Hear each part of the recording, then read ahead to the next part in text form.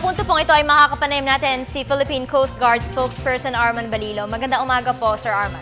Magandang umaga, Vivian. Magandang umaga po sa lahat ng inyong mga taga-subaybay sa Channel 4. Yes, sir. Meron pong nahuli ang Coast Guard na Taiwanese fisherman. Pakidetalye naman po ito sa amin. Hindi po. Actually, ni-report lang po sa amin to. Meron pong fishing boat na nahuli yung mga pulis sa Basco, Batanes. Ni-report po to kahapon at isang Taiwanese fisherman po na pumasok po sa loob ng teritoryo ng Pilipinas. Pulis po ang nakahuli to, tsaka yung mga bantay dagat.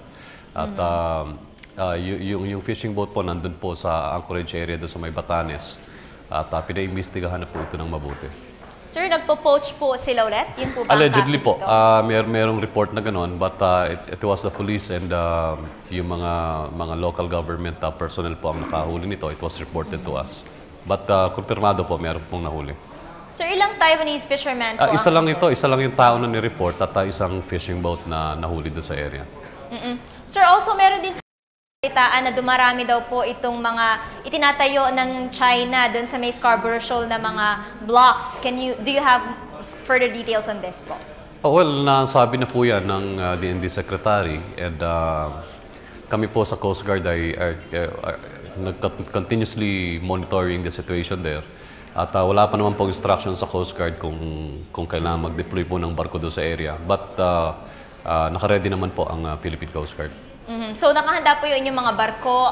Sa ngayon po, ano na po yung pagpaplanong nagaganap kaugnay po nitong development na ito? Wala pa naman po. Ang nagpaplano po ng lahat nito because may international implication nitong mga deployment pagdating sa mga ganitong situation. So kami po ay susunod lamang kung may pag-uutos po. The last time that we were there, nag-pull out po yung barko. June pa po last year at hanggang ngayon po. At ngayon po wala pong tayong deployment doon sa area.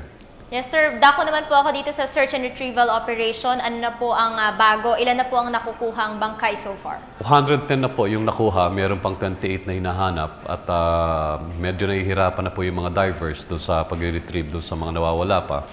So yung na-account natin ay maaring nandun pa doon sa ng barko na nakasayad doon sa loop, doon po sa dagat. No? At ang instruction po ni Admiral Isorena is to account all the passengers missing pa. At kung kaya po ng mga divers ay gagawin pa po. Pero sa kasalukuyan po, hinahanap pa rin po at hopefully po may account natin lahat itong mga nawawalang pasahero. Yes, sir. Yun sa oil spill naman po, how do we contain it? Yung oil spill, continuous po yung operations at sinulatan na po ni Commodore William Melad ng Cebu, ang tugo, para magdagdag pa po ng mga tao para dun po sa oil spill cleanup dun sa mga bayan ng mga barangay o mga bayan na affected ng oil spill. Meron na rin po silang kinuhang technical team na manggagaling po ng Japan, probably arriving within the week, para naman po tumulong dun sa pagpa-plug pa ng holes ng mga barko para mapigil na po yung pagkalat ng langis.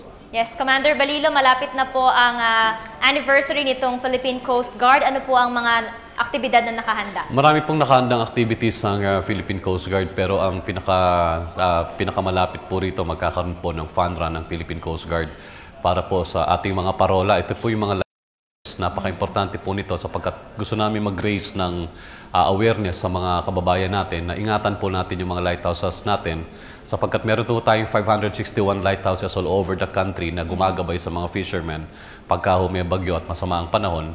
At ito po ay kailangan nating ma-preserve at kailangan may mga report kasi na nababandalize yung iba at nananakaw yung mga baterya.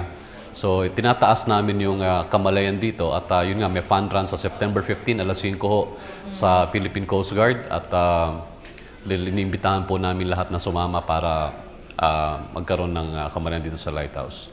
Panghuli na lamang, sir, ano po ang inyong mensahe sa ating mga kababayan kaugnay po nitong nalalapit ninyong anibersaryo? Well, marami pong mga dinaanan ng Philippine Coast Guard magmula po sa Tubataha, yung sumudsad na Chinese vessel, yung repatriation sa Malaysia.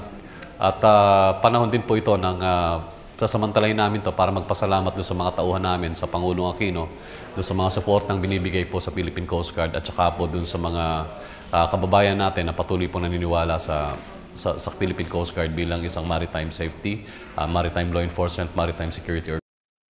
Okay, maraming salamat po. Iyan si Philippine Coast Guard spokesperson Commander Arman Balilo.